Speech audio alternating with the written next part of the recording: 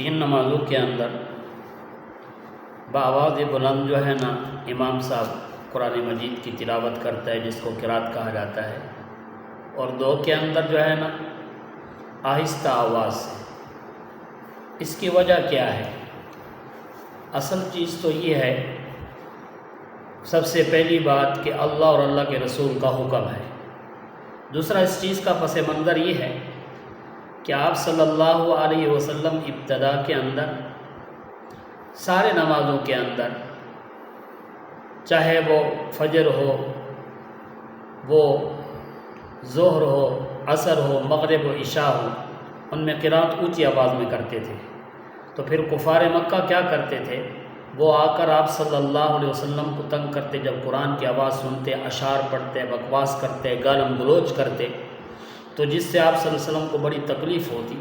پھر اللہ رب العزت نے جب اس آیت کا نزول فرمایا، وَلَا تَجْهَرْ بِصَلَاتِكَ وَلَا تُخَافِتْ بِهَا وَابْتَغِ بَيْنَ ذَلِكَ سَبِيلًا، تو اس کے اندر اللہ رب العزت نے حکم دے دیا۔ تو پھر آپ صلی اللہ علیہ وسلم نے دو نمازوں کے اندر، ظہر اور عصر کے اندر آہستہ آواز سے قرات شروع کر دی، تین نمازوں کے اندر یعنی مغرب، عشاء اور فجر میں بآواز بلند۔ اس کی وجہ کیونکہ ظہر اور عصر میں کفار جاگ رہے ہوتے تھے، آتے تھے، تنگ کرتے تھے، بلکہ باقاعدہ انہوں نے لوگوں کو تیار کیا ہوا تھا کہ جب بھی اس طرح کا کام ہو تو آپ نے اس کو شور کرنا ہے، شور غل کر کے آپ صلی اللہ علیہ وسلم کی آواز کو دبانا ہے۔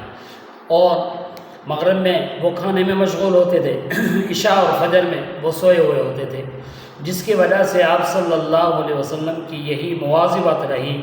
آخر عمر اس طرح پڑھتے رہے، تو فقہائے کرام نے آپ صلی اللہ علیہ وسلم کی اس مواظبت کی وجہ سے ان نمازوں کے اندر کہ تین کے اندر بآواز بلند قرات کرنی ہے، دو میں آہستہ کرنی ہے، جو کہ متوارث عمل ہے جو آج دن تک جاری ہے۔